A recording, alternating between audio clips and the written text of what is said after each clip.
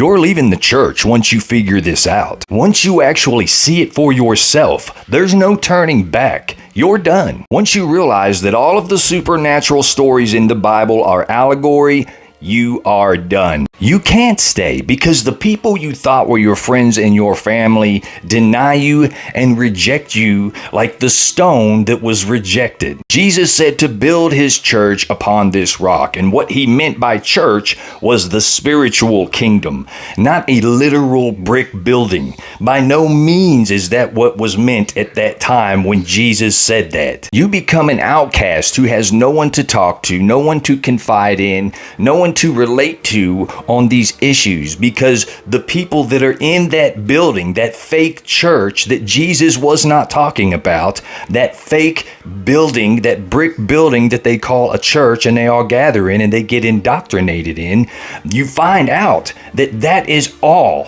what Jesus was rejecting. When you realize that you are the church and that you don't have to go to them, then you are the enemy. And the way they keep people in these brick institutions is they teach fear. They preach fear of hell and God's judgment on them when they die. But once you realize it's all about allegory, you can't stay because no one understands you. There's no one to relate to. You are now an outcast. This is when a natural process occurs. This is when you begin to look outside of the fake brick church. This is when you realize that you are the spiritual kingdom that Jesus referred to. You are the living, breathing church on this earth that Jesus referred to. Then you experience the true light of Christ, that light of Christ that is within yourself. Then you realize that religions are man-made and Jesus was not a fan of religion. And then something magical happens.